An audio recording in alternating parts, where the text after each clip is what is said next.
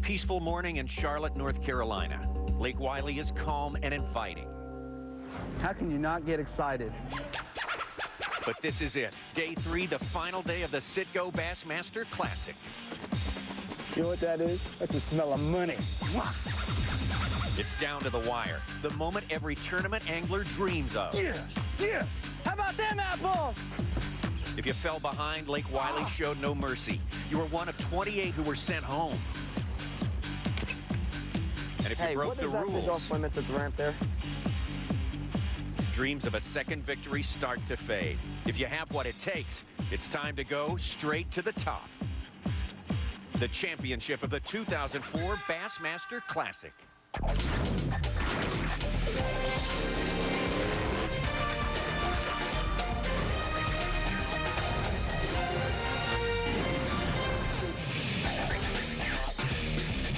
The Citgo Bassmaster Classic is presented by Busch. Lake Wylie, South Carolina. That's where the fishing's taking place at the 2004 Classic. Just across the way, Charlotte, North Carolina. What a great sports town, a town that has really reached out and embraced this classic. And this is it, the final day, the biggest day of the year in the sport of fishing and one of the great events in all of sports. The ultimate championship of fishing will crown the top angler in the world today, the Citgo Bassmaster Classic. I'm Tommy Sanders here at the Convention Center at the Citgo. There they are, everyone's here. We're ready to go, ready to take you all the way up to weigh-in time here at the Classic Expo. Tommy Sanders along with Mark Menendez of the Citgo Bassmaster Tour. Mark Menendez, who led the Classic last year on the New Orleans Delta after the first day. Sorry you're not in the Classic this year. Glad you're here, Mark Menendez, and what a show it's been so far. It seems to get better every year. It certainly does. The live technology that we have going on here, we've got live updates coming directly from the water. As fast as these guys are putting in the boat, we're on top of it, Tommy. All right, the fishing in the first day of the Classic was really, really surprising, really amazing. A little bit lighter on the catches on the second day. What's happening out there today, and what do you think the final thing is going to be? Well, we're seeing some good catches. We're seeing some people make some charges. We've seen guys rearrange their strategies, Tommy. You're watching some of those old veterans taking a chance to win this tournament. First place is all that's remembered here, so those guys are taking risks to win the event. All right, we're going to keep you on top of it. Lots of stuff coming from the lake, but right now let's take a look for the past 3 days at the rules these guys have been living by. The Toyota rules of the game. This is the way it's been played at the 2004 Citgo Bassmaster Classic. We began with the top 53 anglers in the country, fishing near Charlotte, North Carolina, at Lake Wylie, South Carolina. 3 grueling days of fishing for 8 hours a day.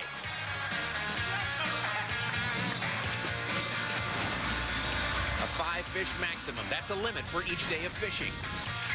The top 25 weights have advanced to today, Championship Day.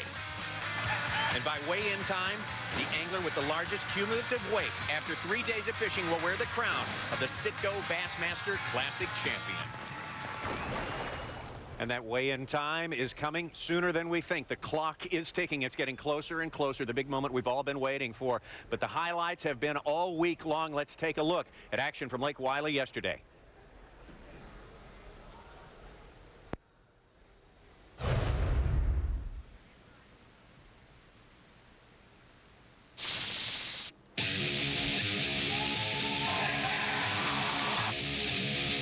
You can't beat this with a stick. I tell you, it's going to be awesome. Day 2 of the Citgo Bassmaster Classic, also known as Elimination Day.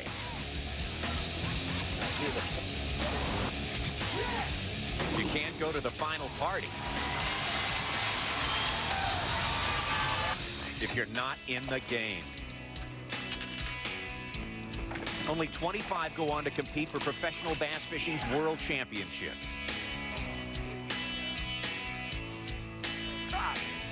After a rough start, Day 1 leader Takahiro Omori made sure he earned a spot. This is what it's about. People everywhere, boats everywhere. Mike Iaconelli's race to repeat may have run out of gas. After fishing off-limit water, Ike's Saturday catch was thrown out. I just want to get as close to the ramp as I can, but I didn't know what was off limits there. Local knowledge paid off for favorite Jason Quinn. Aaron Martens kept busy by the bridge. That's one down, a lot to go. Hi there. You mind if I borrow your dock for a minute? Carolina karma paid off for Marty Stone. There he is. Get in here. Yes. That'll work. That'll work. Thank you to the ladies over there that let me borrow the dock a little bit. What do you say? But heading into the final day, 24 anglers are now chasing Dean Rojas. Yes! You guys like apples? How about them apples? Well, again, we started with the 53 top anglers. We're down to 25 on this final day. Mark Menendez, talk about the top 3 guys after day 2 of fishing. 3 different styles of fishing. Definitely. You saw Dean Rojas take a lesson there from Lance Armstrong. He's up there throwing Kermit the Frog. Takahiro flipping and pitching his way with a creature bait. And my friend Jason Quinn, as cool as ice while he's wearing his ice, cranking that deep crankbait. Oh, he's the man. And that was the promise of this lake. You could fish just about any style you felt comfortable with, and we're seeing great results from all different types of styles. Davey Hyde in there. Former Classic champ Chad Brauer, along with Denny Brauer, made it into the final 25. All right, and Mike Iaconelli, your defending Classic champ, his catch was disqualified yesterday because of a rules violation. Russ Lane, the Federation angler. An impressive list, the 25 who are still out there duking it out. Let's take a look at the notables who did not make the cut down to 25. The man who won 3 times on the Citgo Bassmaster Tour this year, Mark Davis, just under the cut line. Gary Klein in his 22nd Classic. The Hack Attack, our Rookie of the Year, Greg Hackney. Man, oh man, so much going on out on the lake right now. So much to see out there on the lake. A lot of boats, many boats on Lake Wylie, despite what's going on out there. And with the Classic, so much going on. We're going to take you out there right now and show you an unusual view what's going on the lake from the viewpoint of Aaron Martens' bass boat. Aaron Martens fishing at the bridge there almost to the launch.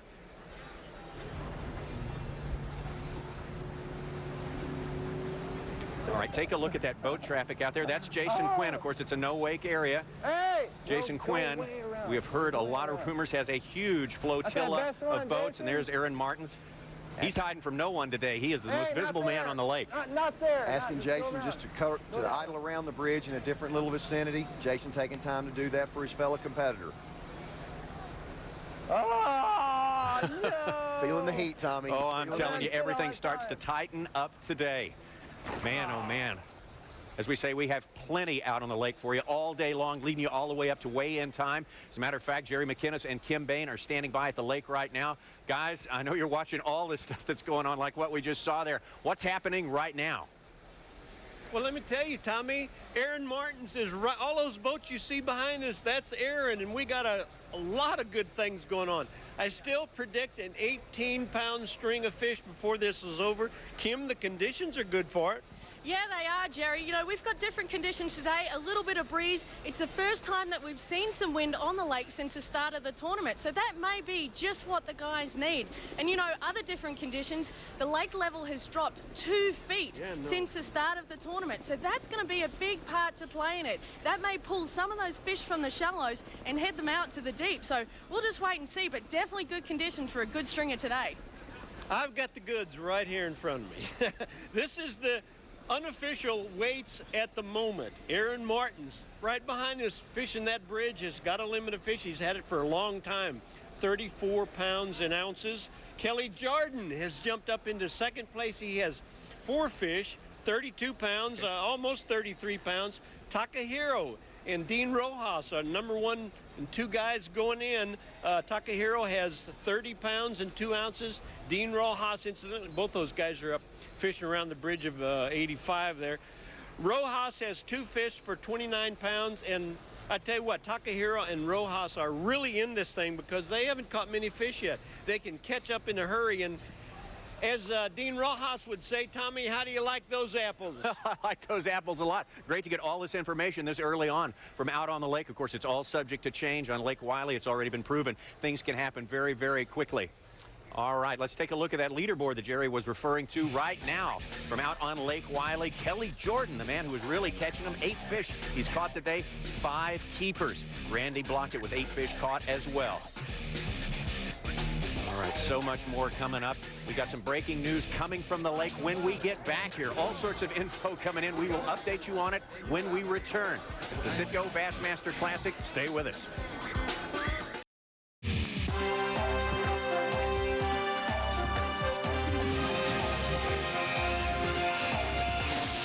2004 Citgo Bassmaster Classic is brought to you by Citgo, by Busch, by Purolator, and by Milwaukee Electric Tool. All right, welcome back to the Convention Center, the Classic Expo. We got a lot of folks in here today. This is probably prime time here at the Classic Expo. Everyone's coming to see all the displays here, all the products on display. Pretty soon, they're going to load up on the buses. They're going to head over to the Coliseum, and the biggest weigh-in in the sport will commence. It's an exciting time, Mark Menendez. It certainly is. The real show is developing out on the lake. The folks are headed to the Coliseum to watch the final weigh-in. Who is going to take this thing, Tommy? Oh, man. We've got some neat things happening. I don't know. We've got a hometown kid here. He's cowboyed up. He's headed for the race. I don't know. We've got some other veterans in there, too. All right, a hometown kid winning the Classic is a rare thing. May or may not have ever really happened. Winning any tournament. Oh, yeah, absolutely. For a hometown person to win, it's the hard thing to do, number one, right? It certainly is. You have too much history of what's going on. You've been there too many times. You've caught and remembered so many 6-pounders and many more schools of fish that you've caught. But Jason Quinn is handling it like a true pro. All right. If Jason Quinn were to win this thing, what would it mean to the city of Charlotte? Oh, bringing it home to the city of Charlotte and Lake Wylie. It could be the best thing that could happen to the fishing and to the superstardom of the sport here, sports world that we have here in Charlotte. It just add another feather to their caps. Absolutely. All right, we got some video from out on the lake, more developments, more breaking news from out on Lake Wylie. Man, oh man, we're going to try to hook up with Jason Quinn. There he is right there, Jason Quinn, the hometown boy of whom we speak. Obviously used to boat traffic, so that won't affect him much. He's fishing that deep crank and crankbaits. With those things on, it's hard to tell whether they got a fish on or not sometimes. Now look at this. Look at this angler coming in there. Hey, you know when you took off by my dock, you sent my dog flying in the water when you raced out?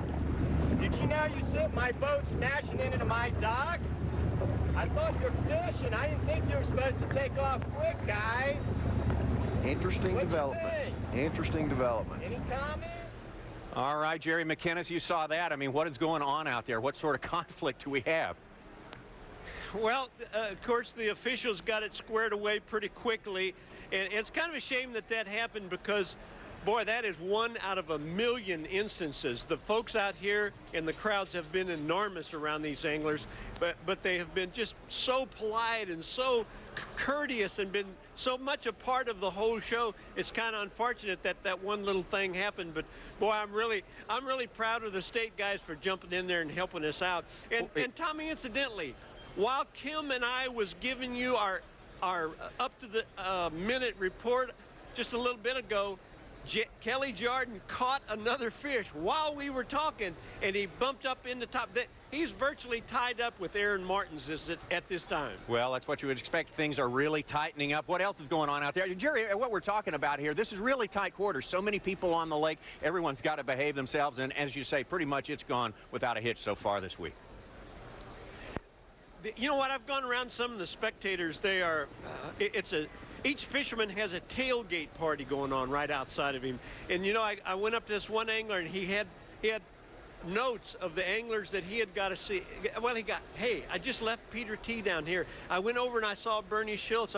I'm with Takahiro Omori right now, and Denny's, you know, these guys and these folks are just so into this, and everyone is having so much fun with it. Oh, everyone's having a great time. Thank you, Jerry McInnes. I know you're going to stay on top of stuff for us out on the lake. Mark Menendez, that was unusual. You hate to see stuff like that. Very unusual. We as pro anglers have to realize that we are on public water, and we have to take care of what we're doing. All right, Jerry was talking about Kelly Jordan. Take a look at him right there. 8 fish caught, 5 fish limit in the live well.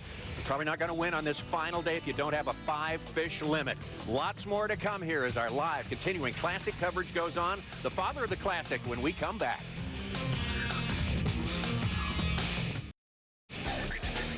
Welcome back to the Citgo Bassmaster Classic 2004, coming to you from the Charlotte Convention Center here, the Classic ESPN Outdoors Expo. Man, oh man, what a great day this is. The crowds have really fogged in here. Of course, these are going to be the biggest crowds through the day.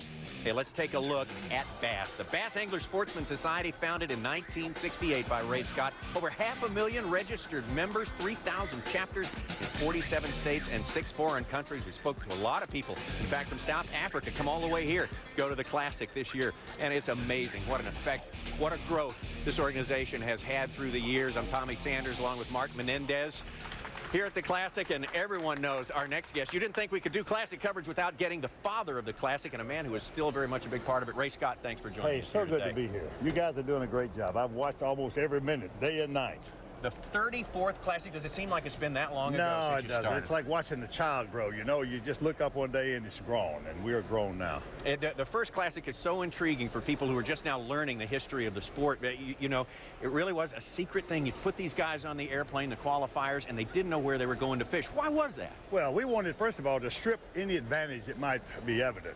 We were so insistent on trying to get a tournament where the playing field was absolutely flat. And that was the reason for it. We took them to a lake, and believe it or not, as tough as it was, we were able to get all those guys on a plane, and not a darn soul knew where we were headed. I told so many lies, but when we were on the plane, and I had to announce it. I had to open an envelope up saying we're headed to Las Vegas, Nevada. I lied so much about it, and my wife didn't know, nor Bob Cobb's wife, nor any of the three people that knew, their wives, and no one knew it. And it was very important, and the press was intrigued by it, and part of the reason I guess they got on the plane. Yeah. And now that we've opened up all divisions all over the country, how hard would it be now? Next to impossible? Forget it. It's not really a good idea now, because we want all these hundreds of thousands of people that are watching it to come to Charlotte and be a part of it, because that's what makes the Classic. The first Classic, we didn't have enough people to cover the roof of a marina where we held the weigh-in. There are bass fishing tournaments all over, everywhere in the country. None of them comes close to this event. This event is like a whole other universe from all of that. That really says something about the foundation you built, the groundwork you put in, Ray. Well, Tommy, that's right, and I think it's built on quality of men, first of all, a strict set of rules, and everybody knows we enforce the rules more strictly than the police department. And you know who likes that better than anyone? All the contestants. They like tough rules, and it's a fair tournament, and the best man will usually come out on top. Every year we look forward to the Classic being bigger and better, and every year our expectations are not disappointed. Yeah. It just keeps getting better. How long can this go on? Well, I think hopefully the rest of my life, which is only about 35 years.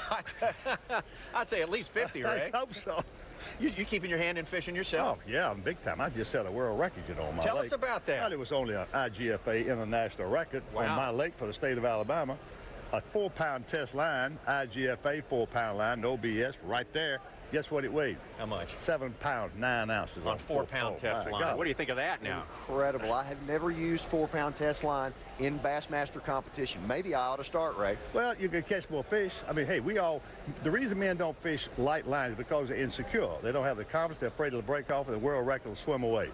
4-pound line gets more bites. You do lose more, but you catch more. And you can't lose them till you catch them. That's right. You got to catch them first. Well, guys, we're going to get you some information right now. Back on the water out there, Kelly Jordan. You know Mr. Kelly Jordan. Boy, he's good. May have gotten very close to the lead. Kelly Jordan, let's take a look at him out on Lake Wylie out there. Some good fish on for Kelly. Did not have a stellar performance on the first day of competition, but this guy's so good, you know you can't keep him down. He stays around him, Tommy. He's always catching fish. He's throwing a topwater bait there. He'd been out there on that deep structures, made a move, and caught a good fish on a topwater bait. Where's Kelly in the standings? I missed it. I can't remember. Exactly. Well, Kelly started out today a little ways down. We got the standings coming up right now, though, as a matter of fact. And look at Kelly. Man, getting it working right there. Coming to you from the convention center, and let's take a look now at Kelly Jordan. He's got 8 fish today. He's got 5 keepers in the live well. That's doing pretty good. He is moving on. Randy Blocket, Aaron Martens, who has been catching 100 fish today. All right. Been great having you here, Ray Scott. Let's take it to break now with a little history of the Bass Anglers Sportsman Society.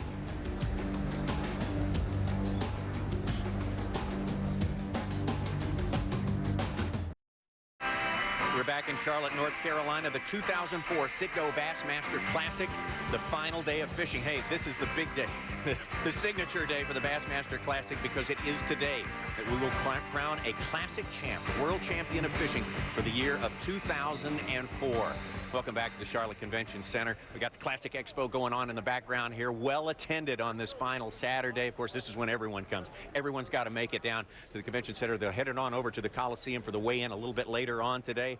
Mark Menendez, we have seen a lot this week. Takahiro Omori, the leader after the first day. He hung on to second place after the second day, and Dean Rojas takes over. And now we got other guys making a move. Kelly Jordan, Kevin VanDam at the end of yesterday. A lot to digest. Made a quick move. Aaron Martens has been steady the entire time, Tommy. He's catching fish. He's catching a lot of fish. We've got Jason Quinn on the move. He's running around. He's hitting some of those favorite old home places. Could he dredge up another big one? That's the question we're going to have to ask. All right, we'll keep you up to date on all of it. Right now, we're going to take you out on the water to Kim Bain. Kim is out there right now. She's got more breaking news from out on the water. And Kim, all right, nope, she's just going to update us on what's happening right now with the classic fishing. Kim, what do you say? Here at Lake Wylie, North Carolina, there is 27 miles of end-to-end of fishable water. Now we're with Jason Quinn, and he is just making a move. He's got 30 or 40 spectators with him, not as many as yesterday, but you can see when these guys get up and going, this lake just gets so rough and choppy. $200,000 on the line, 8 hours to catch 5 fish. Boy, they push these boats to the absolute limit.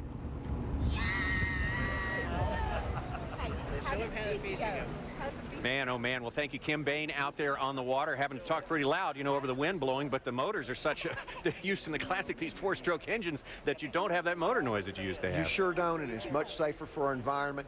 New dimensions, new technology at work, just like we have here on the set, Tommy. New stuff. All right. A few moments ago, we were talking with Ray Scott about the very first Bassmaster Classic where they loaded the competitors up on the plane. They didn't know where they were going. Haven't seen that in a long time, but this year we're going to see something very similar to that, the Busch Shootout. The Busch Shootout. The guys are going to get in one area. They're going to go to a mystery lake. It's a smaller group, so it's easier to do than the whole Bassmasters Classic field, and they're going to be fishing for a ton of money, courtesy of Busch. All right, let's take a look at what's going on behind the scenes and update you on the Busch Shootout. It's amazing that our sport has come this far where we're starting to have these specialty events like the Busch Shootout. And, you know, I don't think it's really sunk in yet. I'm going to be fishing for $100,000 in one day.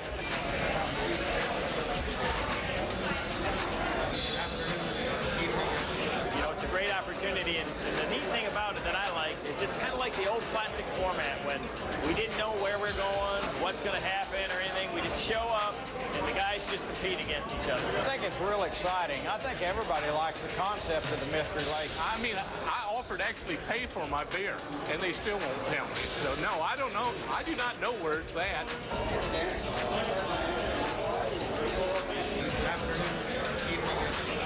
There's rumors going around, and every time you get around one of these deals, it's going to be here, it's going to be there. Nobody knows. It's my last one. I just hope that it's a secret right to the last minute.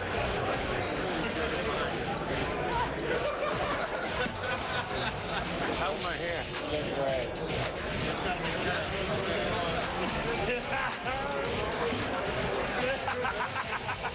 So it is going to be a cool deal, and knowing how Anheuser-Busch does things, it's going to be a first-class event. Everything's going to be done right. Everybody's going to have a good time. So I'm psyched. I'm really looking forward to it. All right, let's take a look at the anglers who have qualified for the 2004 Busch Shootout. We're taking 10 anglers from the Sit-Go Bassmaster Tour. That would include the 4 E50 competitions. Kelly Jordan in there, he's got the highest qualifying weight, and Ben Matsubu, I believe, was the man who just snuck in from the tour in the 10th place weight. Yeah, there we go, Ben, with 23 pounds and 10 ounces. John Murray from the Open Championship. Thad Takis from the Federation Championship. And Mark Menendez, there's one more spot open for that Busch Shootout. It's going to be the top weight from here. One more spot. Those guys have great events to get to this particular event, and they are going to have a fantastic one-day shootout for all the marbles. As it stands right now, the man occupying that spot in the shootout from here is going to be Takahiro Omori with a 16-pound, 2-ounce catch from day number 1. Lots more to come from the Classics. Stick around. We'll be right back.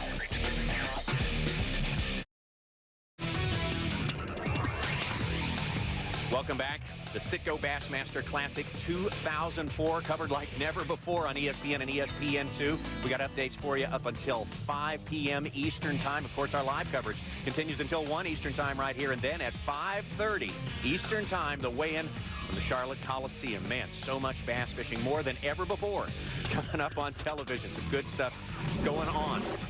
Mark Menendez here with Tommy Sanders, and we are hanging on to every piece of information we can get off the lake there. We're hearing all sorts of things, anglers making moves and so forth like that. We heard from Kim Bain earlier in our broadcast that Mike Iaconelli, who had his catch DQ'd yesterday because he fished out of bounds, off limits, had a little encounter with trouble again today, ran into a hornet's nest. He may have found something that's tougher than he is. And meaner than he is. Absolutely.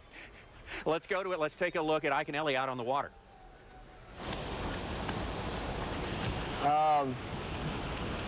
Yeah, I'm up here flipping some trees, and there's a lot of mayflies. There's a big mayfly hatch going on right now. So I'm flipping, and I see, you know, what looks like mayflies right in front of the boat. And my partner in the back says, Mike, you got a couple of wasps up there. And sure enough, I had disturbed the wasp nest there. And this boat probably had 50 wasps right here in this deck. And both me and my partner got stung a few times. So let this be a lesson to all you flippers out there. Beware of wasps.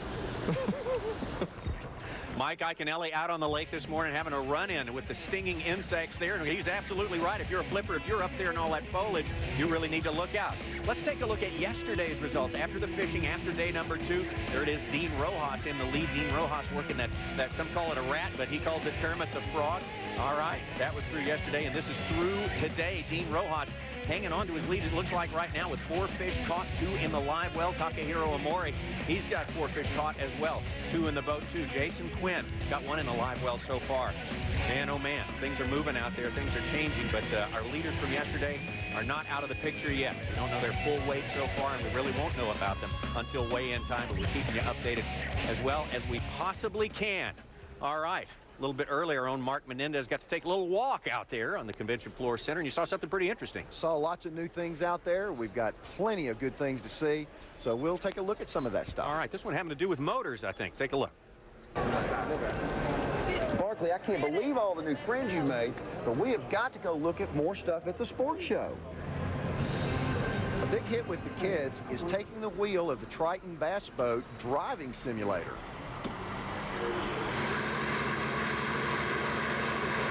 Another first here at the Bassmasters Classic, the word 4-stroke. 4-stroke technology on the Bassmaster Classic boats they're using in competition. 4-stroke outboards are much more friendly to the environment and now have the added punch to add that performance the guys need on the water to compete in the Classic. All right, those 4-strokes are really a big deal now, and they're a lot quieter. They're always making improvements, but they're sort of rolling them out right now. It's going to be a big deal in the world of bass fishing. It certainly is. It's helping our environment. It's making things cleaner, and it's a new story here at the Bassmasters Classic. We are always on the cutting edge here, trying new equipment and getting the results here first at the Classic. Those 4-stroke engines have been around in outboard form for a good long while. The rap on them for a long time was that they were too heavy for the boats. Have the boats gotten stronger, or have the engines gotten lighter? Well, it's a little bit mix of that. The boats have gotten bigger. Our motors are a little bit bigger too, but yet we're saving fuel. We're saving emissions. It's quieter. Many different avenues for the 4-stroke technology, but it is coming forth here in the performance of bass boats. All right, can only grow that 4-stroke technology. We're going to try to get you to know the anglers coming up at the weigh-in a little bit later, so we're doing everything we can to give you insights into every side of them. Right now, who's the funniest angler?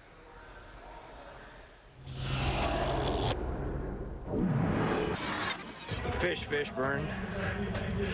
Does that count? Gerald Swindle, in my opinion, the man is just a total mental wreck. Whoa. You know, I'd say Roland's pretty funny sometimes. I don't look at humor as a positive thing. Gerald Swindle, without a doubt. Gerald Swindle probably ranks up there #1. He's sort of a hip-hop redneck. Bar none, Gerald Swindle, my bow-legged buddy. He's the king of one-liners. There's nobody can come close to G-Man. I think we all have our moments.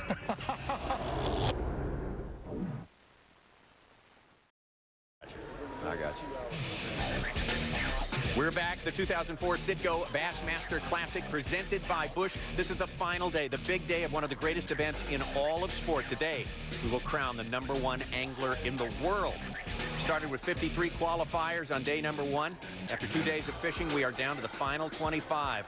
Out there trying to get it going, trying to get their hands on that all-important trophy. Man, oh man, we have seen so much. We have seen so much. So far today, I mean, people swapping places, people catching fish, people having trouble catching fish. Let's take you back out to Lake Wylie right now. I want you to take a look at what's happened to Denny Brauer. Here's some footage from earlier this morning. Denny's using his regular long pole technique with that jig. He's got a good one hung up in that thick brush pile. He's going to head to it as fast as he can, not pulling on the fish so the fish can't get any leverage. He's headed towards the fish.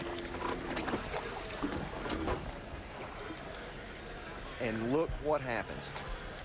Different scenes from the Bassmaster Classic in '98 where he had a giant in there. Won the Classic for him with over a 7-pounder. Denny's seen this happen many times. He'll bounce back. Tough break for Denny. All right, Denny Brauer, the last man to win a Classic here in the Carolinas. Never count that guy out, right? Never count him out. He's always a long shot to win. He's only focused on winning, and he's using the techniques to catch those bigger fish. Dirty water, big jigs, and shallow water. That's his forte. All right, how do you think that the dirty water is holding up, his favorite kind of water? You think it's kind of clearing out a little bit some of the places now since we haven't had the torrential rains the past 48 hours? Well, the results have shown that the guys went up there the first day and had great catches in that shallow water.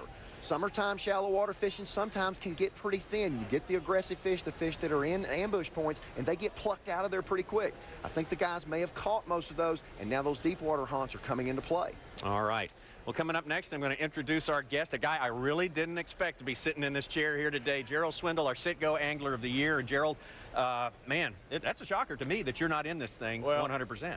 I'm going to tell you both. I like both of you a lot, but I didn't want to hang out with you. Now, that's no offense. I understand. You know, but fishing is a hard sport, very humbling. Mark, you know it as well as any of us. Yes. But I think it's kind of a reminder that we're not invincible, that we do have to work for them. It's not a guarantee you're going to go out there and catch them, but it's a hard lesson to learn, and it's hard to swallow, but I'm here working the crowd with the fans, and it is wonderful to be in North Carolina to see these people. Tons of people here at the sports show, all excited. How about out there on the water? It had to be crazy out there. It was, I mean, we had an entourage, like 30 or 40 boats, and I'm meeting Jason Quinn. He's got like 60 boats of a flotilla. We're just crashing in each other. And I'm like, you know, you can't tell me bass fishing's not growing. Look at the fans that are on the water. Absolutely. Of course, people have talked about, and that was all the talk leading up to the Classic, that the boats were going to be a big part of who wins it and everything. Do they really, as far as real effects on fishing, do they make a difference in the outcome of the Classic? They have a small effect, Tommy, but it's not devastating. And when I say that, these guys are truly professionals. We know how to adjust around boat traffic. It just causes a little bit more slosh on the main lake, but you can change your pattern, take it inside of a creek. It has more to do up here with the fishermen than it does outcome of the fish. You just kind of have to block that out. You have to fish your style, and these guys can do it if anybody can. Well, let's talk a little bit about your style, Gerald. You've been dubbed as the funniest guy on tour. You wisecrack all the time. How does that actually play into your fishing style, where we've seen other anglers that only focus on what they're doing, but you're having fun out there? You know, I believe having fun is a relaxation point. And as long as I'm smiling and you don't get too far, I think you can try too hard. I really do think that you can try so hard that you get out of your rhythm. And however, now I may laugh on the outside and I may cut up with you, Mark, but you know deep down inside I want to beat you. And that's kind of how I do. I want all my competitors think, you know, he's kind of easy going, he's not really wanting to, but I'm going to beat you. If you look down, I'm going to beat you. But it's a way to blow off steam. I was around you when you won your first big bass fishing event back in 1996 or 97, I believe it was. Yes. And you were a much quieter guy back then. You were kind of kept yourself a little bit more. It looks like you're having a lot more fun these days. Well, the key, I was dead broke then. Okay. I was butt naked broke. I had about $200 in my checking account, so I wasn't a whole lot to be loud about. But it has come a long way then, and the neat thing about it is ESPN and Bass have offered the fishermen a chance to showcase your personality and be yourself. So it offers us more of a chance to come out and show the fans who we are. And the sport's changing. It is exciting now. You go to the ramp, you see all these 15 to 25-year-old kids sitting there. That's the foundation of bass fishing. That's what's going to take our sport to the next level and make us the next big sport on the block. All right. You know, you have your favorite comedians, you have your favorite personalities and so forth like that. The expectation, people get to know you better and better, is that you're always going to be on. You're always going to be ready with the quick line, and none of us feel like we're 100% happy every moment of the day. Is that hard, being Gerald Swindle 24/7? Try rolling in that Coliseum with about 10,000 people, and you got the goose. Oh, you know, and that's the part where you have to check yourself. That's the hardest part of being a professional. And, you know, the on-the-water job is easy. It's when you get on that land and you hadn't had a good day that you really need to check yourself and make sure that you give 100% to your fans, because that's what's built a sport. Am I on cue every day? I ask my wife. For some mornings, I'm really struggling to get around, but it's me to have a good time. I love to cut up with the fans. I love to cut up with you guys, and I like joking with my competitors too. It don't matter. I put a rubber snake in their boat. I'll pinch their dog on the tail. Whatever I got to do to get what? Be careful and easy. Watch your mouth, boy. That's why he took his dog down off the stage. Biggest year in your career, winning that Citgo Angler of the Year title. It was a huge year. Citgo has stepped up to the plate, put a huge amount of money out there for us to win, and I was able to go out and capitalize that on it and win it. It brought the sport to the new level. They actually give me this big ring, you know, and they're like, here's the Citgo Bassmaster Angler of the Year ring. I was thinking yesterday, if I don't catch them, they're going to take my ring back, and that's going to really make me mad. It's amazing to see the sport go to that level in the points championship. It's been a phenomenal year. I got all the little breaks I needed throughout the year. When you needed a 5-pounder, I caught an 8-pounder. When I needed a keeper, I caught a 3-pounder. All my decisions were right on the mark. Marty Starr and myself said coming in this year, we want to fish the best we could, stay focused on each event. Don't get outside that. Don't think of tournament number 3 when you're at tournament number 1. It's one step at a time. However, I get to the Classic, I feel like I've dropped a little bit of focus, a little too much going on, and I wasn't able to zero in on it. But without a doubt, Citgo Angler of the Year has been a life-changing experience for me from top to bottom. Oh, there's going to be plenty more Classics for Gerald Swindle, plenty more chances to excel. No more with you two. I don't want to be here. No more. I'm out. All right, that's a deal. If you make it not see us, that's the best thing that could possibly happen. We're going to take you out to the lake. A little update from Stacey King, the angler from Missouri. Let's take a look at Stacey out on the water. Good deep water fisherman. Stacey still out there with that spinning rod on a slow bite, finessing them, tricking them to bite. Watch him bring this fish in carefully. Just a moment ago, Stacey's had a good leaderboard show today. He's caught several keepers doing this. This one's really putting up a tussle. Yes. And one he can count on. Stacey, the very respected angler from Table Rock Lake there in Missouri. Stacey did not have such a good day 1 of competition. He's been quiet at this event. He has been steady. All right, let's take a look at our standings out there on the water right now. Most fish caught. Take a look at this. Kelly Jordan, 10 fish he's caught. He's got 5 good keepers in the live well. Blocket, Martens. Randy Blocket has been catching them very steady for 2 days straight. He's got to be moving up that leaderboard. All right, we're going to take a break. We'll be back with a lot more from the lake, more from here at the convention center, more of everything about the Classic. This is the big day, so stick around.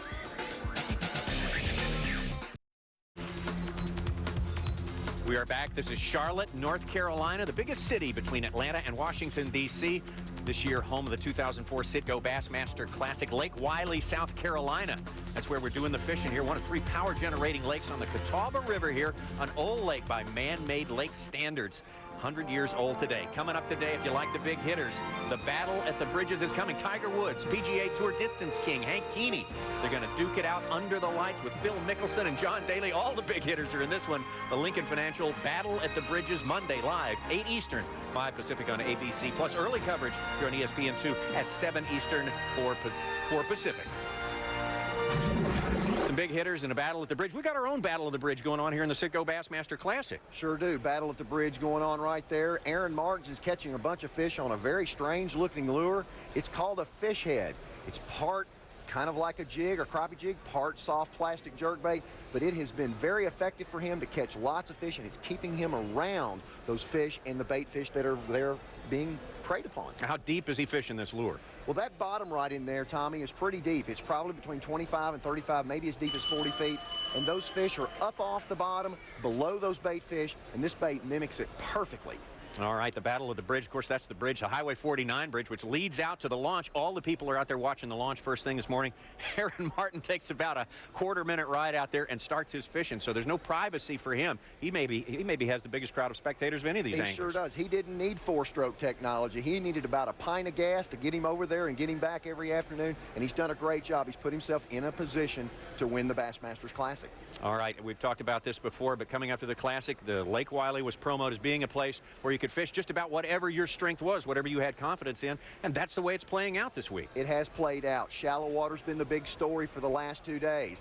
Deep water, Jason Quinn, Kevin VanDam, Kelly Jordan out there in that deep water structure. They've been consistent, quiet but consistent, and Stacey King still catching them out there. All right, always getting information, always from out on the lake as we get closer and closer to weigh-in time at the 2004 Citgo Bassmaster Classic. Out on the lake, providing some of that information is our friend Kim Bain. Kim, what have you got for us? G'day, Tommy. I'm out on the water right now. We've caught up with Jason Quinn. Now, I was just following up from that story earlier on. The law enforcement officials have taken care of the person that was harassing Jason, so he is back in the game. Now, I think he's got 3 fish, and I've got to tell you, in true Jason Quinn style, he is hustling. He is bouncing around all over the place. And I've got to say, there's still plenty of spectators out here that are supporting him. Lots of guys around that are all playing by the rules. They're all staying well back and giving Jason plenty of room. And just an interesting note, I've heard that Jason is the guy in the tournament that has burned the most fuel and traveled the most miles during his fishing day. So some pretty interesting stats here, but still plenty of fun on the water, and Jason's catching some fish. Well, let me ask you this. Give us a number. How many times has he pulled up that trolling motor and made a move during the course of this going on 6 hours of fishing? Oh my goodness, you know, we've been on him for about 10 minutes and he has moved 3 times already. So he pulls up at a spot, boom, boom, boom, casts maybe 5 or 6 times, picks up that trolling motor and runs straight to the next spot. So he is hustling. Well, you're going to have to stay up there with him, Kim. You know, he has such an extreme experience here on this lake. How effective has that been versus some guy like Aaron who's stayed in one place? Yeah, you know, it's pretty interesting. Jason being a local, he obviously knows the lake so well, so he's got so many spots. You know, he can just go anywhere he likes. Aaron, you know, on the other hand, has really found that spot that holds so many fish, so good concentrations of fish. You know, Aaron had 60 bites yesterday, 100 bites the day before, a good concentration of fish with some good big fish in there. So, you know, just 2 different strategies, and both of the guys are doing well. All right, thank you so much. Kim Bain out there on Lake Wylie, South Carolina. The classic fishing is going on, and man, it would be huge if the local guy wins. We've talked about this before. It's never happened before in Bassmasters Classic competition. It's tough to do on tour. I was victim of that at the E50 in Paducah. It's just so hard to win on your home lake because you sometimes have too much knowledge, Tommy. That's where hole fishing comes in versus pattern fishing, and the pattern fishing has led to the leaders for the first 2 days. All right, is he going to have enough? Is he going to have to stop and get gas today if he keeps running around like this? I tell you what, it's not a big lake, but he's putting a lot of miles on that Bassmasters Classic rig. But he's out there making lots of casts, looking for those active fish. Pull up, make a couple casts. If one's ready to eat, that's who he's looking for. He's not trying to feed them. He's trying to get as many bites as he can. All right, with our Bass Track system, we are constantly updating our leaderboard. We're getting information on fish caught out there in the lake. Let's take a look at yesterday's information. This is the poundage from yesterday after the weigh-in on day number 2. Of course, Dean Rojas of Texas in the lead there. Takahiro Mori of Japan right behind him. Takahiro, who won on day number 1. And there's your local right there, Jason Quinn, lurking. And man, he is looking really, really good today. Let's update those figures. Let's take a look at fish caught today. Again, we have a 5-fish limit. With a 5-fish limit, you see right there, Aaron Martens, he has caught 9 fish today. Kelly Jordan, 10 fish, 5 in the live well. Those are the guys who are leading as far as fish have been caught today. All right, what does that tell you? Well, it's telling me that they're figuring some new things out. We've got other guys that have been just steady, getting 5, 6, 7, 8 bites a day. They're creeping up that weight leaderboard, Tommy. The steadiness may out-risk and may outplay the guys that went for the risking, catching just those big fish. So we've got some unique strategies developing here. I'm going to change the subject right now. We hear the figure bandied about the Classic. If a person wins the Classic, it's worth $1 million to him. Of course, $200,000 prize money here at the Classic. But is that right? Can you make $1 million if you win the Classic? If the guy is very cagey and very quick and a very good business person, probably so, Tommy. But what it does, it establishes one's credibility of being at the pinnacle of the sport.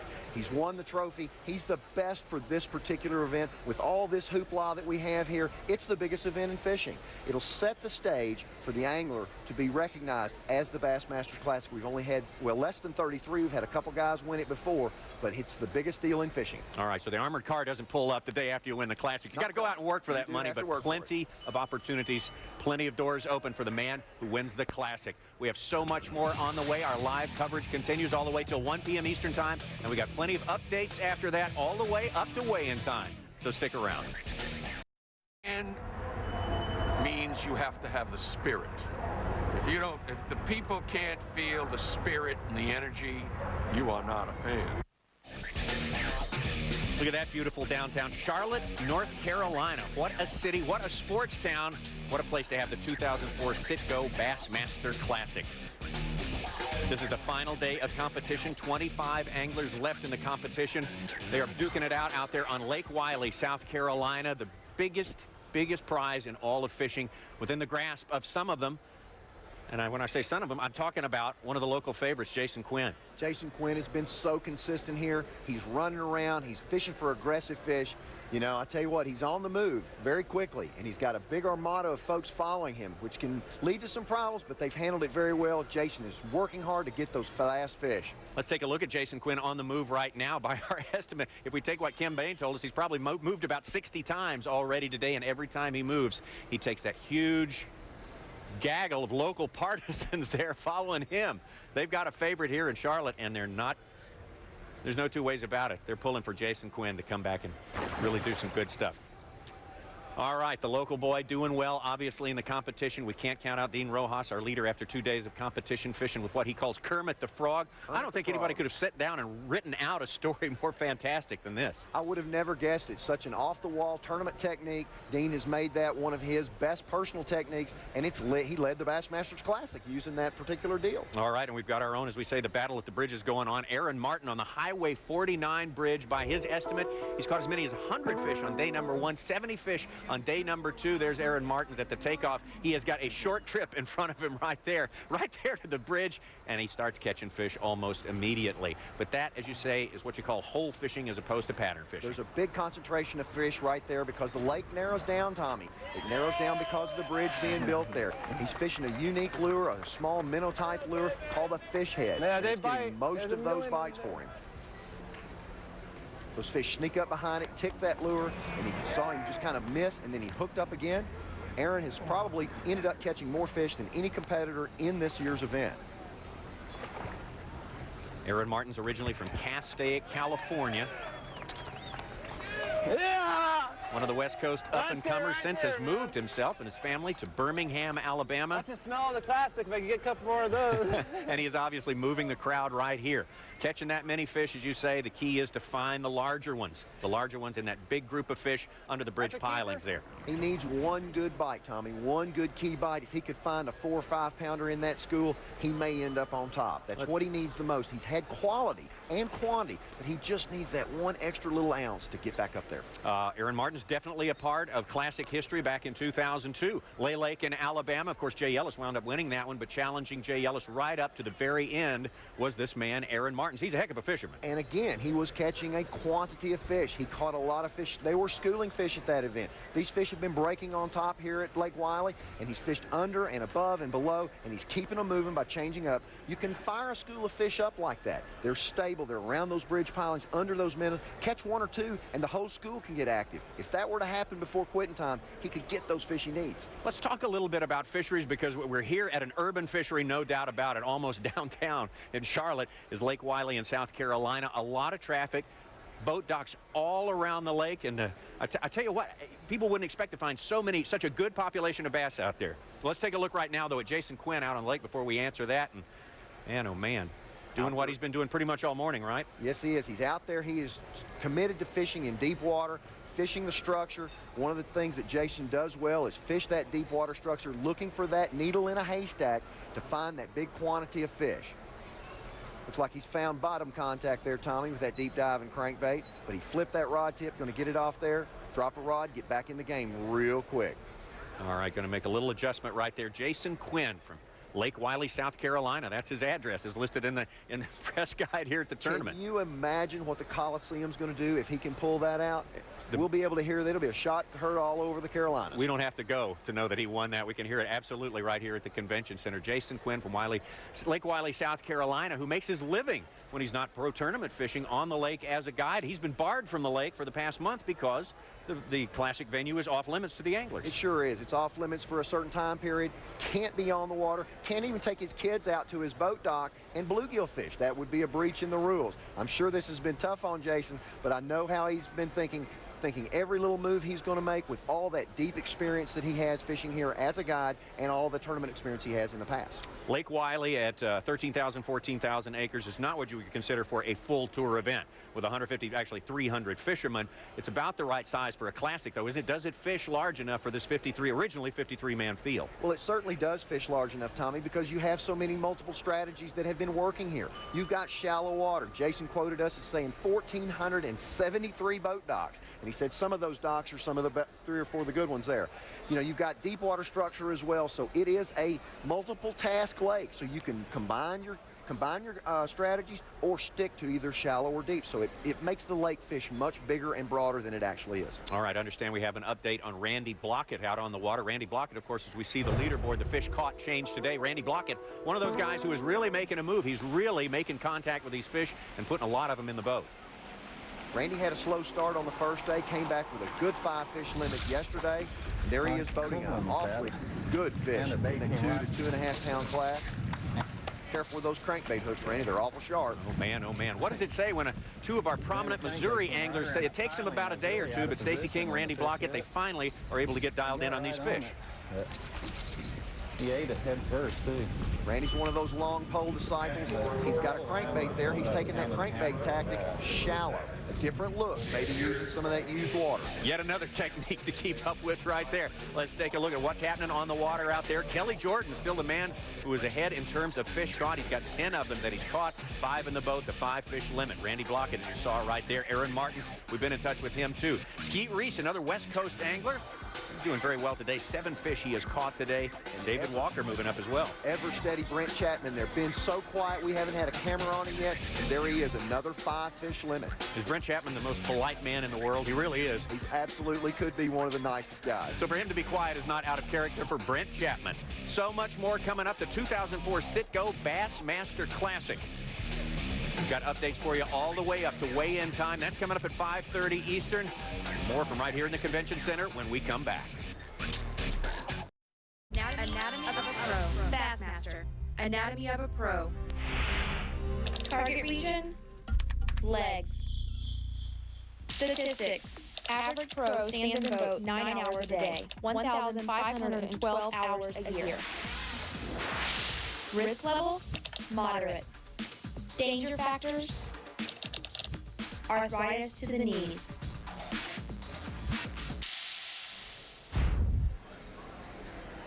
The Anatomy of a Pro. Welcome back to our continuing live coverage of the Citgo Bassmaster Classic 2004. Tommy Sanders and Mark Menendez coming to you from the Convention Center here in Charlotte, North Carolina, home of the Classic Expo, one of the greatest outdoor shows in the country. And the legs, Mark, I tell you what, you think of a guy sitting in a boat fishing, that's not really what happens in the pro world. You guys stand. We stand the entire time when we're on the water. You got all of those boat wakes, rough water, wind. It changes all the motion. It's a workout just standing there, Tommy. Well, let's talk about workouts, and let's talk about the increased role of athleticism in the world of professional fishing. Conditioning is a big factor these days out on the tour. The stereotype's not true. The stereotype's not true. That's just what it is, the stereotype. It's absolutely not true. The stereotype for so long as being above us, you know, overweight, you know, out there in your boat, driving around, drinking. That ain't the deal. We don't come easy, baby. Looks like the beach is over there. You hear people like, what is the image of a fisherman? I mean, what do you guys do? Yada, yada, yada. I mean, look at this. Let me show you something. Dude's got it going on. What we're doing here, training, is a big part of it. Strategy is a big part of it. Game plan is a big part of it. So, you know, all those elements, you see that the common denominator in competitive sports. Fishing, professional fishing is a competitive sport. The weight room to me is a confidence thing. You're self-disciplined because you're here. You get that part of the game going, and your confidence of coming every day, lifting, putting goals up, making them, that leads out on the water. But what I do is, especially when you know a special thing's coming, which to me is the Bassmaster Classic, that is the utmost test of your physical ability. So about March of every year, I start doubling my training for that one tournament, just for the Classic.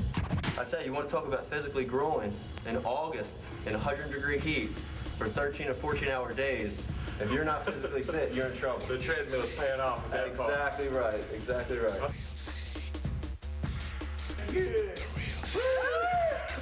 It's just nice to break outside those stereotypes and to show people that this is an awesome, awesome sport. All right, our angler of the year, Gerald Swindle, obviously putting in the reps. I know you work out too, Mark. I sure do. I got into a running venue where I ran up to 6 miles a day. That's so hard on the body and the knees. And now I'm taking a tip from my friend that likes to live strong. I'm riding a bicycle. Much easier for me to get around on, much easier stress on the body, but I can still get the workout that I need. All right, let's get everyone back out to the lake right now. Lake Wylie, South Carolina. But fishing is ongoing on day number 3. Here's the track of Kelly Jordan, one of our anglers really making a move, catching a lot of fish today. He's gone back up there to the back end of that creek. He found those fish up there and stayed with them the second day when things were a little bit slow. So Kelly has done a great job. All right, let's go to Jerry McInnes out on the water. Jerry, what have you got for us right now, man? Well, guys, I am sitting right in the middle of the Kelly Jordan fan club. So we're going to make a little pan here. Eventually come. All right, well, Jerry's got a little reception problem right now, but the Kelly Jordan fan club, I heard that. So none of these anglers apparently is immune from having a big flotilla of boats coming after him. Well, certainly not. When the local folks find out who is leading, they want to know the areas that have been productive in their lake, Tommy. So they're going and following and watching. Kelly's bringing some different style fishing that they may not have seen, and that's the one thing that happens. When the pros come to town, you come to your lakes, and we fish sometimes with a different style technique that the local fish have not seen. That's why you see Kermit being an effective deal, the new fish head lure being effective. So that's the different things that everyone is out there wanting to watch. You hear someone being referred to as a big fish specialist, and that to me is kind of silly. Everyone wants to catch big fish, but you hear that in terms of Kelly Jordan in a lot of instances, and he is in fact leading the qualifying for the Busch Shootout, which means he's caught the biggest sack of fish on the tour this year. What is about him that gets big fish in his boat? Well, I'll tell you what it is about him. It's where Kelly grew up fishing. He's from the Lake Fork area. And all of those guys that have grown up fishing on the Lake Fork area have gotten a textbook explanation on how to find bigger than average fish. They take that knowledge that they've learned, they apply it to similar situations that they find on tour, and every time it seems like that area of the country, those guys are expert on big fish. Kelly Jordan always excels at catching big fish, of course, when the tournament moves to a place where they're catching spawning fish. It's a different ball game in the middle of the summer, no matter where you live. What adjustments do the anglers, any of us out there, make when it gets to be sort of the dog days of summer? Well, we know that when the fish are spawning, they're going to be very, very shallow. We know that those big fish will back off out into the lake, so big fish catches become smaller, thinner, so to speak, as we've seen on the first day of the Classic. Bigger baits, bigger style of fishing, dirty water, adds up to big fish. All right, we lost Jerry McInnes just a second ago. Jerry out there with Kelly Jordan. I understand, Jerry, we have you back now. What's going on out there with Kelly? Okay, guys, we will start over again. I'm not real sure where I broke up. I apologize. I did mention the fact that, oh my gosh, look at all the folks we got around us here. The Kelly Jordan fan club. Kelly is fishing a little spot where he has been. Actually, Mark a minute ago said that he's only been here for a day and a half, I think. He's been here actually the whole time. He doesn't know anything about Lake Wylie because he's never left this one little point. You ought to be ashamed of yourself, Kelly. There's more to Lake Wylie than this spot right here. I tell you what, Kelly, during the last day of practice, was in this area right here, and some bass came up and broke the top of the water and stuck their nose out, and he zeroed in on them. Instead of catching them, I bet he did catch one or two of them, but instead of catching them, he actually went to work and started finding out why they were here. That's what these good professional bass fishermen do. They find fish and begin to pattern them. Well, come to find out, and I want to say again here, my boat is sitting in 2 to 3 feet of water.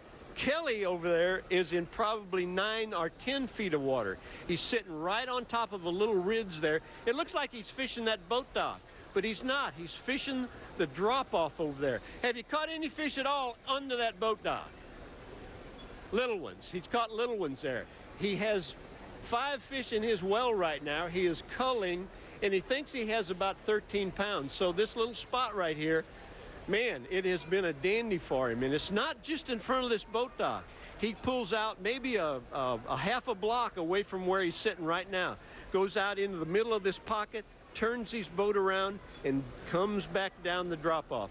Yesterday, I saw him in here about 10 or 11 o'clock. I'm not sure if he had a strike. Maybe he had caught one little one or two. Boy, he came in at the weigh-in and told me about an hour, hour and a half before he had to quit. He just piled onto him. Matter of fact, several guys really did good at the end of the day. Kelly is in great position right now, Tommy and Mark, but he could even get a better string of fish if everything works out like it did yesterday. Jerry, it looks like Kelly's throwing a Carolina rig. Obviously, here in the Carolinas, a good thing to throw. Does that area that he's fishing in, does it have any key areas there, or is he just covering that entire point back and forth?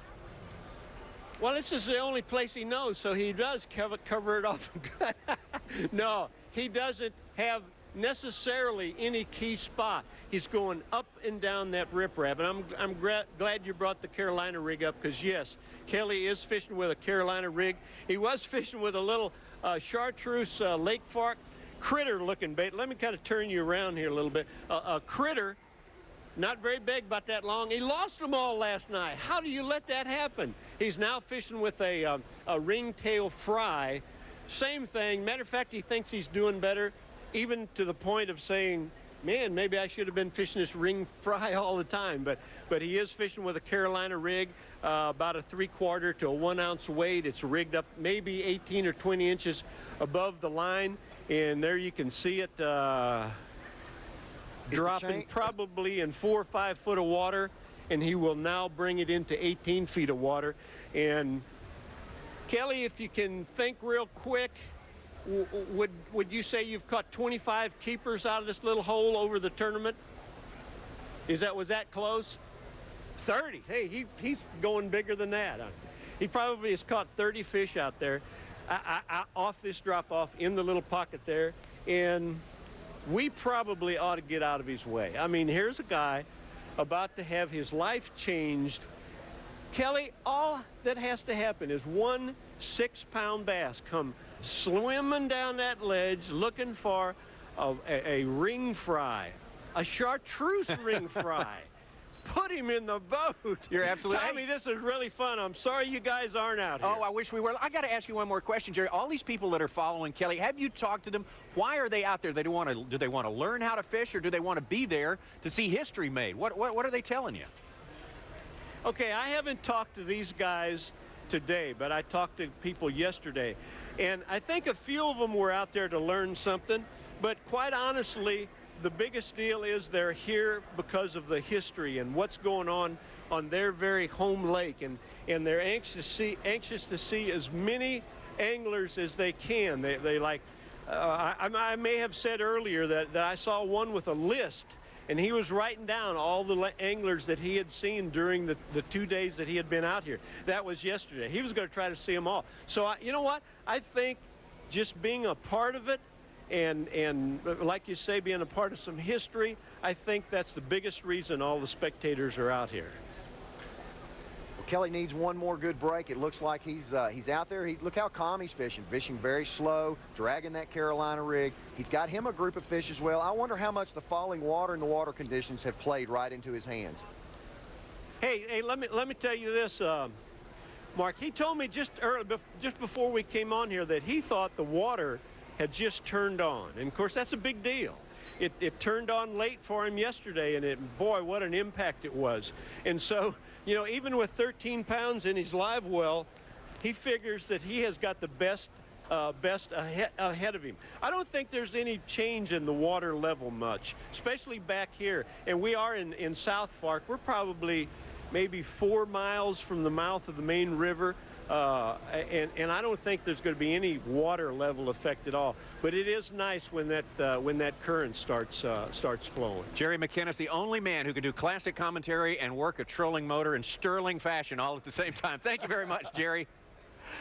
Good job out on the water. As we leave Jerry out on Lake Wylie, let's take a look at the leaderboard up to date because we have information coming in constantly from the water. There you see our man, Kelly Jordan. 10 fish caught, good limit in the live well, and as we all say, he's just waiting for that 1 6-pounder that could change his life. Put the classic crown on his head. Randy Blocket hanging in there. Aaron Martens, 9 fish. He's a little bit behind his fish catching pace of the last few days, but again, he's another guy who's looking for that one big fish, that one kicker that can make all the difference in the world. All right, we're going to keep you updated. We got more live coverage all the way up to 1 p.m. Eastern time today. Updates all through the afternoon up until 5 o'clock, and at 5:30 Eastern time, the final day weigh-in from the Charlotte Coliseum. That is going to be a scene there, especially the local favorite, Jason Quinn, makes a big, big showing. Dare we say it, possibly even wins the Citgo Bassmaster Classic. A lot more to come, so stick around.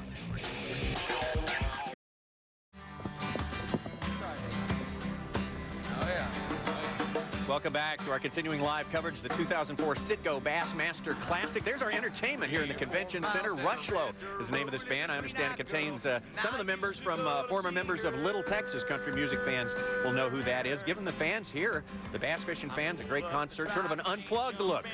Kind of like that. It works good in the big convention center here. You a music fan, Mark Menendez? Big music fan, traveling all over the country. That's what I do the most, listen to my radio on the music. All right, they're making the music fans happy here at the convention center at the Classic Expo. I know the Expo makes guys like you happy, gearheads like our man Mark Menendez right here. You've been spending a lot of time on the floor. Mark Menendez a little earlier on took his big walk around with his dog Barkley in tow. And let's take a look at some of the stuff that they were able to sniff out. Come on, Barks, hold on now. Where are you going?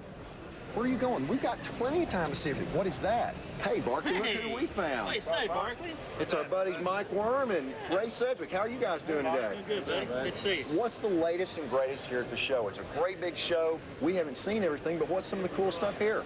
Well, at the Fluky booth here, let me tell you a little bit about especially this red Cajun line that we've come out with. It's visible above the surface and visible below the surface. Fish never see it. It's strong, low stretch line that's really taking over the market now. So, can the bass see the red? No, they can't see it. As soon as it gets in the water, we can't see it. It's transparent. It's just like fluorocarbon. Cannot see it. That's real cool stuff. Technology has really changed here at the Bassmasters Classic. Color has entered into the depth finding phase of finding fish now. This represents the first time in Bassmaster history that we have color depth finders, both at the bow and the dash of our bass boats. Color represents very increment details on what the anglers see on the bottom, as well as showing returns on the GPS where they know their exact locations at all times.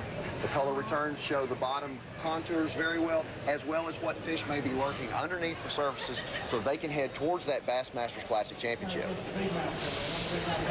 Mark Menendez and his buddy Barkley out there sniffing off all the new technology here at the Citgo Bassmaster Classic Expo. And Mark, the color, they say, now this is the rumors I'm hearing about the color technology and the electronics there, make it easier to read for folks like me who have a lot of trouble interpreting black and white information on there. It certainly does, Tommy. You can see the color distinguish between the bottom content and fish. When fish tuck up next to that piece of cover in color, they stand out with a very bright reading. On the monochromes, you don't see that very well. So it gives me an added advantage, and I can be a little more thorough when I say, oh, there's a big brush pile, but there's a fish in it too. I'll make a couple extra casts, and sometimes it adds up. All right, is this a lake, Lake Wylie, where we're contesting the Classic this week, a lake where you use your electronics a lot, or is this one where it's more of a feel sort of thing? Well, it has been the test of both. The shallow water guys don't have that necessary need to see the color. They're fishing targets. But Jason Quinn, Stacey King, Kelly Jordan have had to get back off the structure, idle around that, find that in their pre-practice time, and that color has led them right to the color green, the bass that they're catching. All right, that technology making its premiere here at Charlotte at the Citgo Bassmaster Classic here at the Convention Center in the Classic Expo. Another thing you need to know about Charlotte, this is a sports town. 7 professional sports teams, including the Charlotte Panthers. We got plenty of football fans among our anglers ranks. Let's see how they look when they get out on the field with the pros. Welcome to Bank of America Stadium, home of the Carolina Panthers. Come on, Brent, you ain't gonna catch nothing here. That's Mike Rucker. He's the defensive end for the Panthers. He had 12 sacks last year. He will lay you out. So, Jason, how you gonna win this thing? Mike, I'm going to try to win it with a big, deep diving crankbait on some offshore structure. So you tell me you're not going to use a Carolina rig? No. I'm here to win this deal so I can get some ice like yours. I like your gold. Good deal.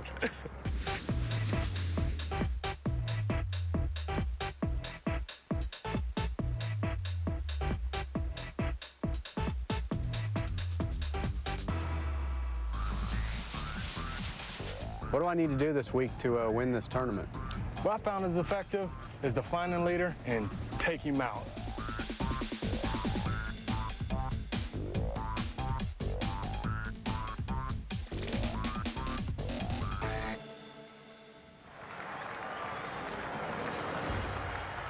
Two sports collide as warriors of the water meet Goliaths of the gridiron. Competitive instincts take over. Losing is not an option. Every battle must be won.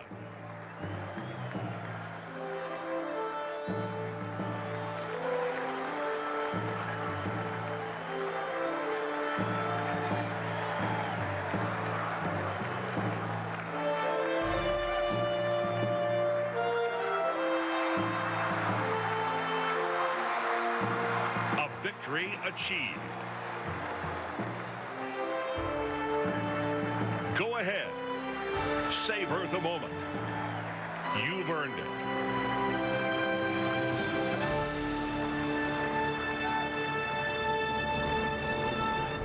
All right, our anglers showing a little football aptitude out there. Marty Stone, big guy, strong guy. Has he spent some time at quarterback? He looks like he knew his way around that position. I think he was a basketball player in a former life. He was a big, tall fella there, so I think that was his occupation. If you had to pick a fishing team from off a football team, who would be your lead angler? Would you pick a quarterback, a lineman, a split end?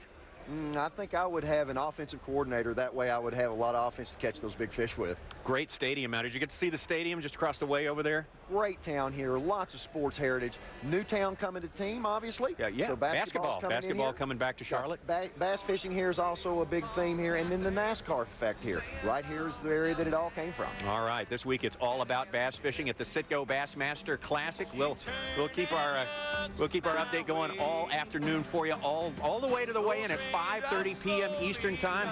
Let's take another listen to the band Rushlow performing live here in the Convention Center. Well, I remember that taste of that sweet summer rain. Oh, that sweet.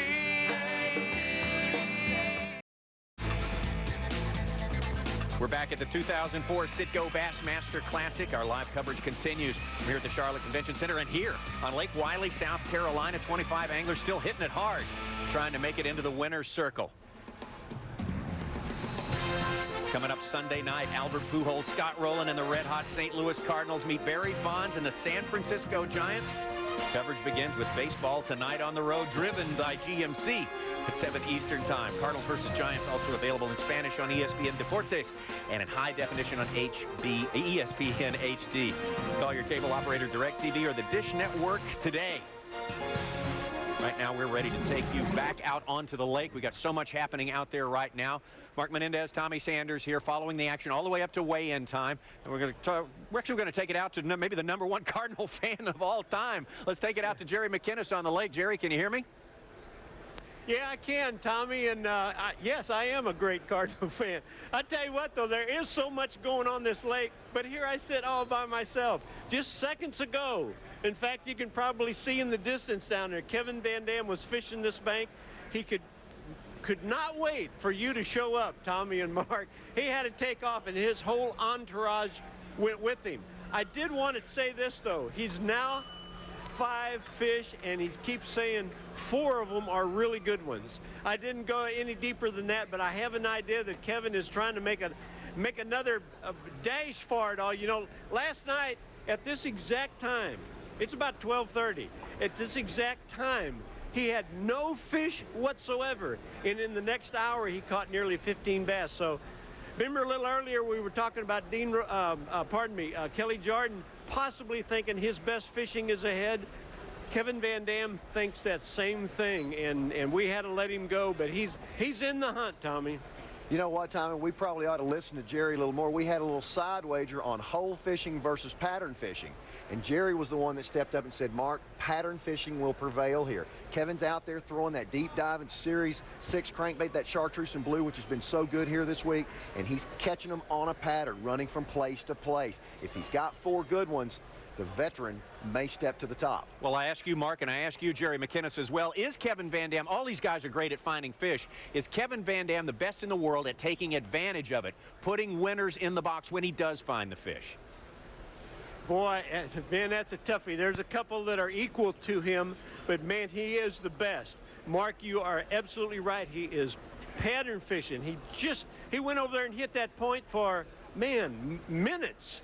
Maybe 6, 8, 10 casts. Zip, up he goes, and off that he goes to the next place. And I would count. I've seen him sitting in 5 different places in the last 2 days. Never in the same place. He keeps telling me that he's going bang, bang, bang, hitting all 5 of those places and just making a milk run and fishing that pattern. And Tommy, to respond to your question, yeah, he may be the best. Boy, when he gets really close, he like tastes blood. He knows he can win. He absolutely knows how to win, and that is so important amongst all these guys. We've got 5 guys in the hunt right now, maybe a few more than that, but I'd like to see the list and just say, this guy knows how to win. This guy's never won before. This guy knows. Kevin knows how to win, and that's really important.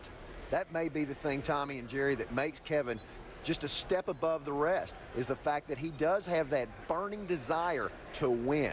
Not just to do well, he figures the fish out, but he wants to win. Kevin VanDam is an absolute winner. He hates to lose. I think it's about an equal measure of both. Kevin VanDam is an intense competitor, and obviously he has been since he was a little guy. And I tell you what, he's been a big guy since he's been out here on the tour. He certainly has. He tore us up on the Elite 50 Series, a veteran, a classic champion in his own right. He's always around at 7 wins in his long career, one of the top money winners, and he's still a young guy, Tommy. He's younger than I am, and he has all these accolades. All right, I might ask Jerry, and I might ask you, Mark, why is it that it seems like both of these past 2 days, he's really not getting onto his fish? I'm sure there's a reason for this until midday. Well, I really think it's that water flow. Absolutely. It did the same thing yesterday. Matter of fact, we had 2 or 3 guys, including Kelly Jordan and Kevin VanDam, Davey Height, David Walker, I'd name 4, Randy Blocket, 5 guys that just came on late, right when that water turned on, and it really did turn on, I would say, 45 minutes ago. And again, that doesn't mean that the water level is coming up. It just means that suddenly there's a little bit of current, and it starts positioning these fish. It starts getting them in the right place, the place they want to be to feed, and that's why we say they're more active. I think they're possibly always active, but this positions them where the angler can present a bait to them correctly. And he's been doing that, Tommy and Jerry, with that deep diving crankbait. Like you said, making rapid casts, 5, 6, 7, 8, 10 casts in one position on that piece of structure. My guess is, Tommy, that the next stop he makes is when he gets to that position, he's going to make the identical cast that he just left the former piece of structure at, finding that same angle. Angles are so important in Bassmaster Classic competition and in figuring out where they're positioned. All right, and of course, when we're talking about the current, we're talking about them turning on hydroelectric generators on this generation lake, basically, is what Lake Wylie is, and getting that current going. This is something that's very unpredictable. You can't count on it from one day to the next, right? At the Bassmasters Classic that Jay Ellis won, current was the entire factor. He didn't catch many fish until the current started moving. Yes, Jerry, have you got something else for us? I want to ask you 2 guys a question. Is this going to be a fun weigh-in or what? Oh, my gosh. Who's going to win? That's my question to you. Man, I am pumped. I know you I'm stoked. I'm ready to go. Lots of limits here at the Bassmasters Classic. Going to make a great weigh-in. Oh, man, oh, man. Jerry McInnes in his element, definitely out there. Great stuff from the lake there. But, Jerry, how does the average angler or someone who's just interested in knowing, if you're out on the water, how do you know when they've turned this generator on? There's a few little subtle things you can look for, right, Jerry?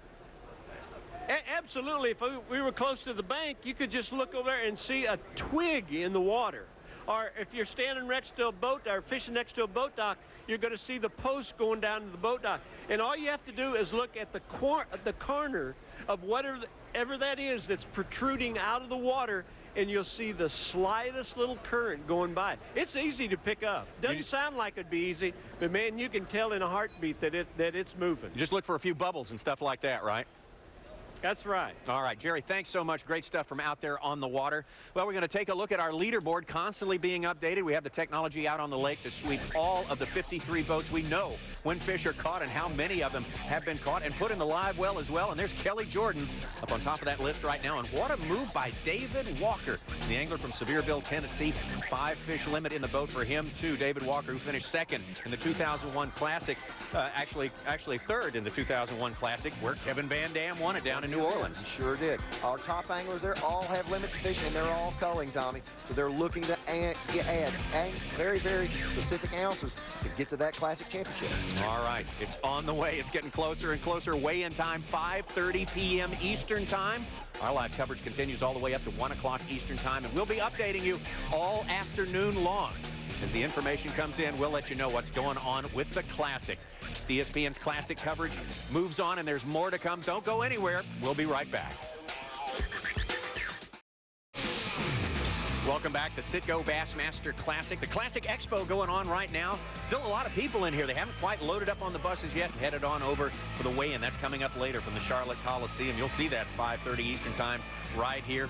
Oh, man, a big, big day. The #1 day in the sport of fishing. The Citgo Bassmaster Classic for 2004. Someone's going to make history. Someone is going into the record book. Someone's life is going to be changed. And we've seen a lot of people changing positions out there on the lake. Kevin VanDam making a move. We saw Kelly Jordan out there with Jerry McInnes starting to catch a whole bunch of fish. What's happening out there, Mark? Jason Quinn shaking and jiving. The guys are really getting in the last little bit. The water evidently is starting to move, Tommy. The fish are getting more active. You saw the leaderboards earlier on the fish caught. It seems like more people are catching fish in that deeper water sections of the lake. Well, I don't want to jinx the thing, but it seems to me like we could be headed toward one of these situations.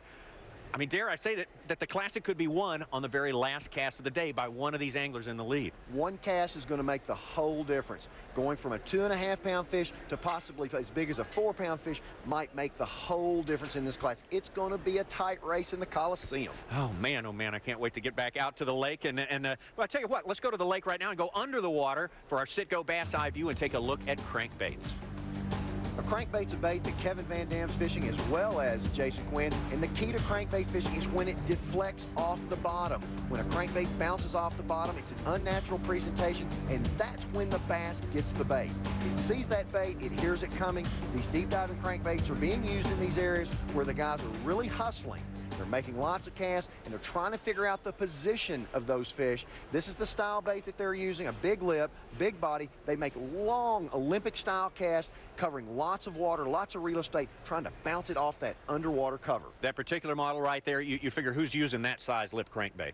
Jason and Kevin are. I know this is the Kevin VanDam crankbait. This is a Series 6 Strike King bait. It bounces really well off that cover. And again, it's all about the area that he's covering, Tommy. They're both fishing fast, and chartreuse and blue is both of their best colors. All right, and now with the current running, the fish getting positioned where these guys can actually sort of get an idea for where they are, we might see some guys really start to throw some big numbers up on the board, right? It can happen very quickly, Tommy. When you hit that needle in the haystack and you get that bait right on that corner and it comes right across that corner where those bass are stacked, it can be an every cast event. The guy that wins the Classic can find that little area, and between now and quitting time, it can be over in a matter of 5-6 casts. All right, more good stuff coming to us from out on Lake Wylie. Hey, Kim Bain is out there. Kim, can you hear us? You got a live report for us? No, she's got one for us right now. Let's listen to this. Okay, well, we just watched Aaron Martens. He was culling a fish right there. Now, I fish with Aaron's mum on the west coast, and I know that Aaron's very familiar with fishing that deep water with finesse tactics. You know, and even though we're at Lake Wylie, Charlotte, North Carolina, I think that the tactics that he's using here, he's very much familiar with. We're in about 35 feet of water, so it's just like being at home for him, and he's still catching plenty of fish.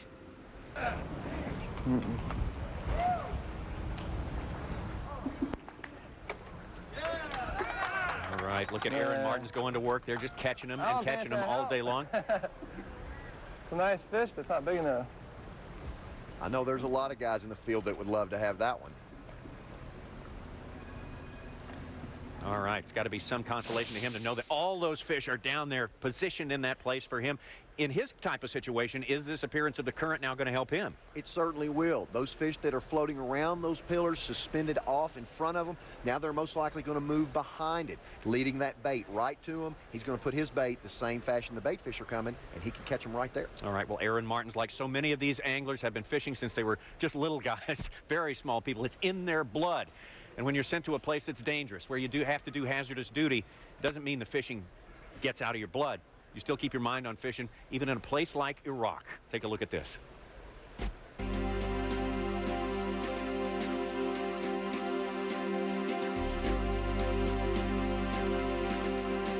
We're able to do what we do, not only bass fishing in sports, but you know, our freedom is dependent on the men and women that serve our country. Pray every day for our troops over there in Iraq that they will, you know, be able to come home safe and accomplish their mission. And I just hope they can do that and be able to come home, be with their families, and enjoy the freedoms that we have as Americans, and one of those being the freedom to go fishing at will. And that's something that I used to take for granted. I don't take it for granted anymore. Bassmaster magazine started getting emails from soldiers who were stationed in Iraq, and these guys were fishing, sending their pictures back to the magazine. Fishermen are gonna fish. Obviously, no one would go fishing or anything like that in the middle of the war. That's impossible and not too smart. If a fisherman wants to fish, he's gonna find the opportunity. Everywhere you go, you see water, you know, and if you're a fisherman, you're gonna look in the water, and if you see fish, you're gonna think, wow, you know, I wished I could have a little time. But I know the division did a really good job of setting up an R&R site. Battalion came up with a program, an R&R program, up at the Freedom Dam area. Of course, it was called Saddam Dam before we got there. All the fish, they said, belonged to Saddam. And if you caught them, you could be prosecuted for that. Anyone caught fishing in his lake would be hung. That's one of the rumors we got from some of the local populace there. So they didn't fish, but they had equipment left over from way before Saddam. I seen them fishing every day after we were there for a while in their boats, and they had little rowboats, wooden rowboats. We started talking to them, they started talking to us, and in that small windows of downtime, what we would do is, you know, go out there with them, you know, obviously in protected areas, and go out there and go fishing with them. And we'd show them how we do things, you know, in America, and they showed us how they did things in Iraq, and between the two of us, it turned into a great thing. Very little fishing tackle. You don't exactly bring that kind of stuff with you. I actually started out with a 550 cord, and it has just multiple uses, but inside of it, it's just smaller strands of nylon. And I just linked about close to 50 yards of 550 gut, is what we call it. And got some hooks from some of the Iraqis, and I used beef jerky as bait. My mom sent me carp bait to try to catch them. Cornmeal and flour and vanilla, and then you put strawberry soda in with it. Yeah, we caught one on it. Nothing real big, but it was some little stuff. The best thing about the R&R site that they had up there as a diversion for those soldiers, it allowed them to do something that they do in their downtime in America, and it made them feel normal for a little while. It's nice to go out there, relax, you know, not worrying about getting shot at or IEDs or anything, just sitting there on the boat in the sun and fishing. Freedom is a gift from God to all humanity, and everybody deserves a shot at it. And without those guys laying it on the line, the people of Iraq would not get that shot. You sit there and you think that you have that little part in history, and you actually made a difference, and that would go through my mind almost every day. We don't know how much those guys sacrifice, what they do for us. It's a tough job, and they answer it, duty calls, and they go, and they don't know if they're coming back. And they love their families just like we do. And I'm telling you, the nation owes those guys such a debt of gratitude. Well, I think I speak for everyone here in this convention center when I say hats off to the guys who are willing to give up all their tomorrows so we can have the freedom, which includes the freedom for us to go fishing tomorrow. Certainly does, Tommy. And I tell you what's so neat about that, this live technology that's brought us, we have a report from the streaming website folks in Iraq watching us, our troops, have emailed us and said, keep going, guys, catch one for us. Wishing they could be at the Classic, like a lot of people. All right, we're going to take a look at the leaderboard right now. One more sweep of what's going on with our 25 anglers out there on the water. Kelly Jordan's still the man on top in terms of fish caught with 11. Fishing the live well, 5 fish limit. That is looking good for him. David Walker has made the biggest move in the last few minutes. Aaron Martens right there in third. All right. Going to keep you updated all afternoon long. More live coverage coming up. And the weigh-in at 5:30. The Citgo Bassmaster Classic 2004. We're getting closer to go time. The 2004 Citgo Bassmaster Classic is brought to you by Citgo, by Busch Light, by Flowmaster, and by Berkeley Trilene. Getting ever closer, closer and closer as the clock ticks to go time. Weigh-in time for the 2004 Citgo Bassmaster Classic. Today is the day, the big day, when we crown the champion. Back out to the water now, and Kim Bain, your final thoughts on what you've seen out there today. Crikey, Tommy, we just left Aaron Martens at the bridge, and he has his sights set on a 6-pounder. So if he can catch that one, I believe that the Citgo Bassmaster Classics trophy will be heading all the way home to him to the West Coast. Has Aaron had any more problems with spectator boats, or is he still continuing to have the courtesy that everyone's shown all week, Kim? He's still got plenty of courtesy. He's got lots of boats out there watching, cheering on people from the bridge, but they're all staying well back and letting him do his job. All right, thank you so much for those thoughts and all that work out there on the water, Kim Bain. You know, that was the big thing in all the media, all the articles leading up to the Classic. The courtesy would it be shown to the anglers by the folks out on there? I think by and large it has been terrific because we've heard very little in the way of complaints from those anglers about the crowds following. It's been great. It's been an evolution process. The fans have been great. It's always nice there when somebody gives you a high five and says, way to go, guy, good fish. Yeah, it makes all the anglers feel good. Back out to the lake, Jerry McKinnis, what do you think about what you have seen out there today? Well, I tell you what, I was sitting here with Jason Quinn and all of his entourage, and he up and left, and of course they're out of here, and all I'm left with my one spectator right here, and these folks with Nugget, and I've had a good time with old Nugget right here. Oh, Tommy and Mark and everybody, this has been such a wonderful week. It will be hard to leave here after this is all over. I heard Kim giving some predictions. Man, I just don't know what to think. I think Kelly Jordan, when I left him, boy, he looked pretty solid. He was in the lead. I didn't see anything to think that he may not win this thing. I don't know what Kim saw down there with Aaron Martens, though. So, again, guys, it has been a wonderful week.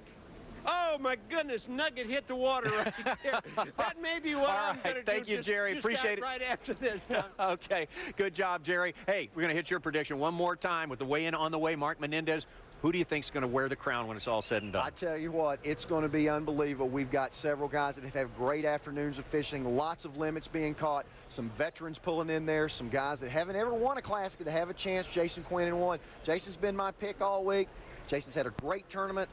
I'm going to say the E50 Angler of the Year, Kevin VanDam, is going to shock us all. I just have a gut feeling about it. He loves to fish that crankbait out there on that structure. Kevin's my pick. He's the winner of all winners. The winner of all winners, Kevin VanDam. Just a short amount of time until these guys pull the boats out of the water and they head over to the convention center and get ready for the weigh-in. Is it a sense of relief, or is the real nail-biting time yet to come? It is nail-biting time. Those guys are hustling. They've got just a few more minutes, and a few more minutes could decide the angler that wins this particular Bassmasters Classic. All right, we're going to get you all the way to the weigh-in. We're going to take a look at the leaderboard one more time before we get out of the convention center here, and everybody heads over to the weigh-in. Kelly Jordan, the man on top in terms of fish caught so far out there today. Caught 11 fish. He's got 5 good ones in the live well. David Walker, a late move today. Aaron Martens has been solid, rock solid all week long, right there next to the launch site, catching them right under that bridge there. All right. Going to about do it from here in our live coverage, wrapping up right now. Again, we're going to update you all the way through the afternoon, all the way up to 5 p.m. Eastern time. And then the big one, that's coming up at 5:30 p.m. They're going to raise the roof at the Charlotte Coliseum. Going to have the big weigh-in and find out who is the champion.